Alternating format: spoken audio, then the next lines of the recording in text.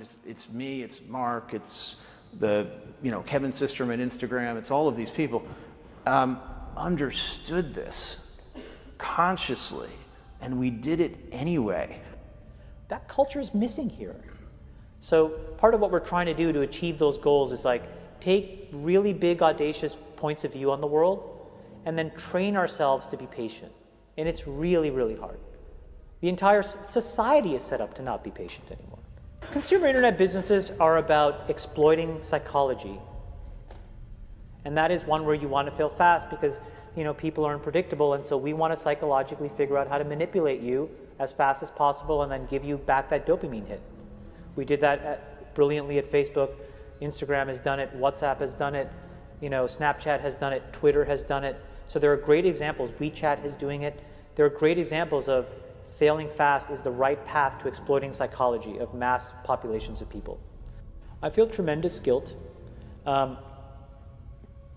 think we all knew in the back of our minds, even though we feigned this whole line of like there probably aren't any really bad unintended consequences.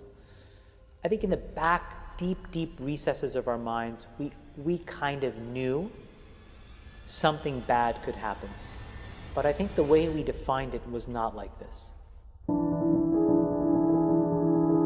Turn it off. That's what I would say. It's hard for young people now because they're hooked. They're addicted. If you don't think you're addicted, and I'm talking about anyone, from the highest to the lowest, if you don't think you're addicted, then see if you can turn it off for a week. It got quiet in here, didn't it? Didn't it get real quiet? It's a tool, so we should use it. God has blessed us with free will. Now it's free will magnified, free will on steroids. You're free to go in any direction you want. It will allow you, and it's not the enemy. It's just a reflection of our own free will. And we all want to be liked. But now we want to be liked by 16 million. And will now, some of us, do anything to be liked. We used to do anything to be liked, but it was by the person in front of you. Now it's to be liked by 16 million people that you don't know. We have to ask ourselves, what is the long-term, if not the short-term effect of too much information?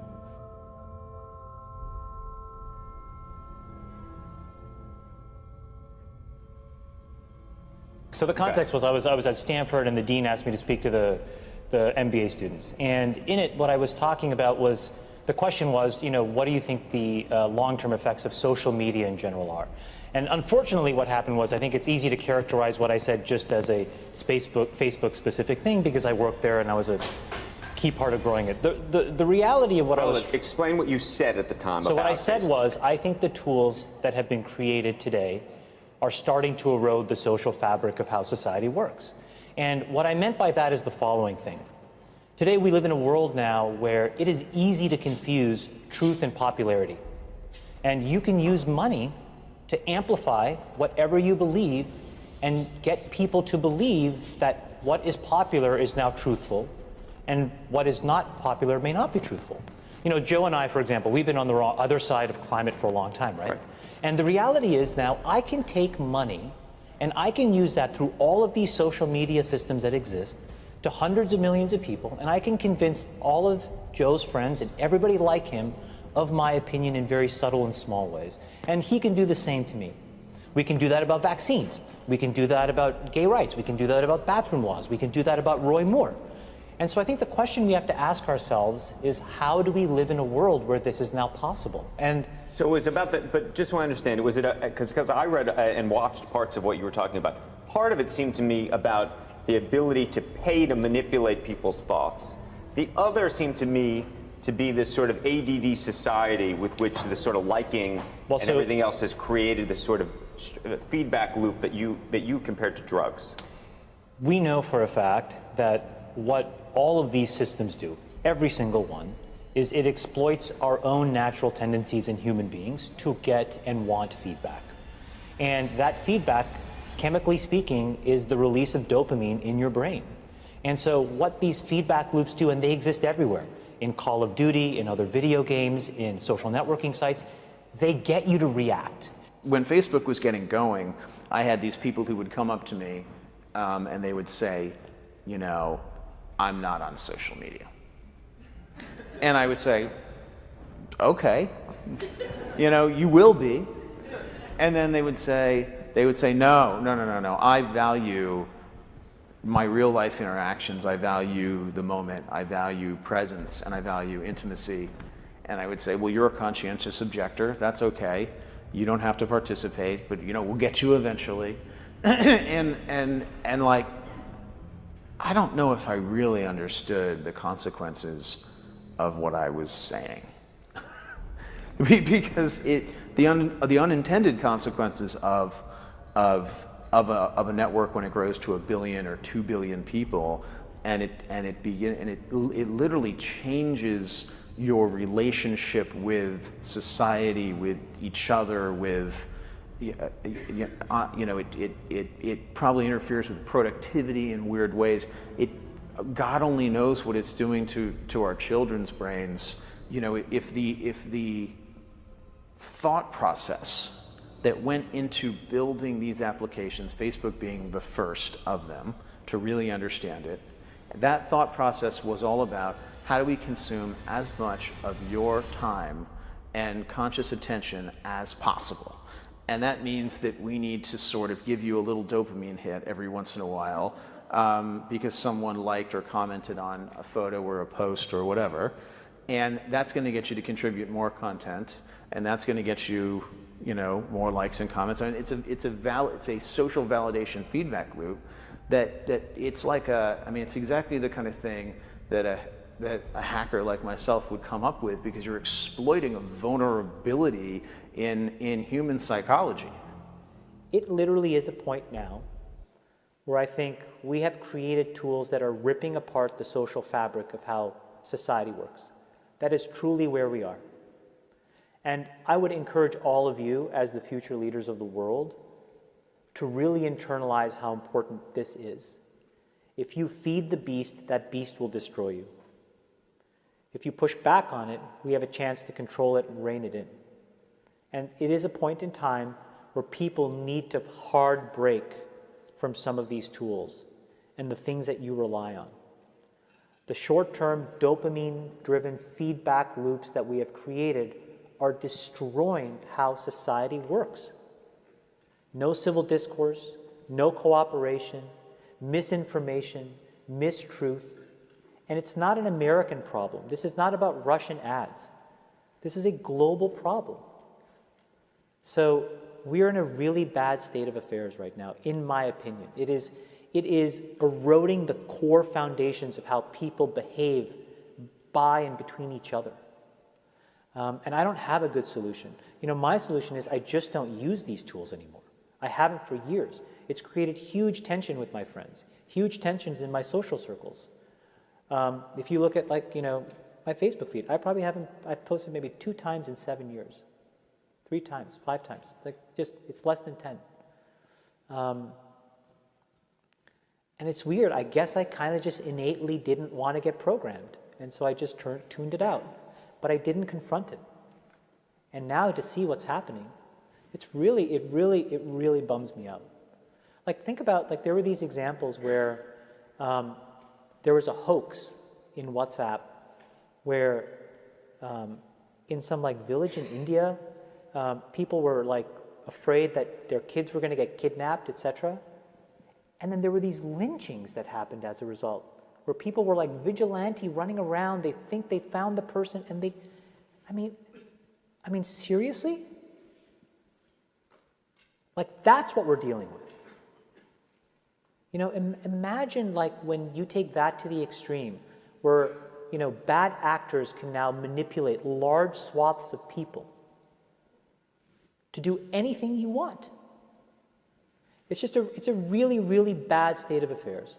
And we compound the problem, right? We curate our lives around this perceived sense of perfection because we get rewarded in these short-term signals, hearts, likes, thumbs up, and we conflate that with value, and we conflate it with truth. And instead, what it really is fake, brittle popularity that's short-term and that leaves you even more, and admit it, vacant and empty before you did it. Because then it forces you into this vicious cycle where you're like, what's the next thing I need to do now? Because I need it back. Think about that compounded by 2 billion people. And then think about how people react then to the perceptions of others. It's really bad. So you're training your brain here, whether you think it or not, whether you know it or not, whether you acknowledge it or not. Acknowledge that these things where you're spending hours a day are rewiring your psychology and physiology in a way that now you have to use to go and figure out how to be productive in the commercial world. So if you don't change this, you are going to get the same behaviors over here. Change this. There's a reason why Steve Jobs was like anti-social media. I am telling you I'm not on these fucking apps. I'm not him by any stretch of the imagination. But I am proactively trying to rewire my brain chemistry to not be short-term focused. I'm telling you they're linked. And I think that if you get too desensitized and you need it over and over and over again, then you become actually detached from the world in which you live. You become callous, you become crude. And you live in front of your screen. But Chamath, let me ask you this, because the thing that I've been so concerned about is Facebook just announcing that you're going to be having some app that you can use when you're 7 to 13. I mean, it's one thing for us to be doing this, but to be hooking your kids on something that you're describing as a dopamine fix at that age, that's crazy. So look, I think in the case of Facebook specifically, I think they have probably done more than any other company, quite honestly, to try to fix it because of all of the companies, and I've seen them all up close. They're the most, frankly, to be very blunt and honest, the best run and the most technically sophisticated. But they're also emailing me if I haven't logged onto Facebook for a while saying, hey, did you see the post from so-and-so? Did you see the post from so-and-so? Trying to lure you back in. And again, we can make those decisions as adults, but as children, that is a different... Well, I think the product, and I don't know it quite honestly in as much detail as I should, but I think the way that that product works, because of privacy laws in the United States, you actually have to get parental permission. The point, though, is, and what you're bringing up is, I think, is the most important thing. We all have never taken a step back and actually asked ourselves, how should we be interacting with these things now, 7 years into it? And what should we be expecting of the internet at large? Look, the reality may be the entire business model of the internet may be fundamentally somewhat broken, right? Because we allow ourselves to get interacted with in ways where we don't necessarily control the medium or the messenger. And we are not putting up any barriers to ever give yourself any downtime from that either. Exactly. And so it may mean that we all collectively need to figure out, not just individuals, but also the companies, also governments, quite honestly, how different business models need to exist so that we can actually divorce ourselves from how this stuff is working. What goes on? Tonight here, a warning about Facebook and what some believe it's doing to kids. The warning comes from two of the company's earliest executives. Carter Evans is following this. We kind of knew something bad could happen. Chamath Palihapitiya, a former Facebook executive once in charge of user growth, now says he has tremendous guilt about the social network he helped build. We have created tools that are ripping apart the social fabric of how society works. And it's influencing the next generation. Studies show 92% of teens go online daily, and 1 in 5 young people regularly wake up in the night to send or check messages on social media. People need to hard break from some of these tools and the things that you rely on. The short-term dopamine-driven feedback loops that we have created are destroying how society works.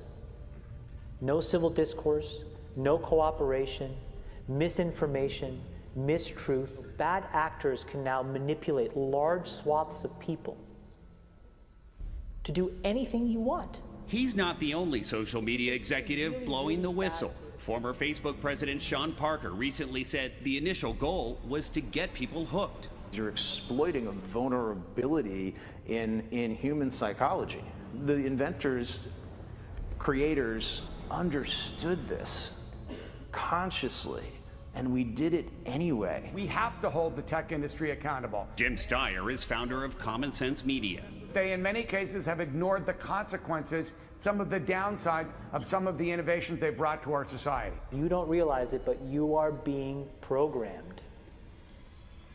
It was unintentional, but now you got to decide how much you're willing to give up. When Facebook was getting going, I had these people who would come up to me and they would say, you know, I'm not on social media. And I would say, Okay. You know, you will be.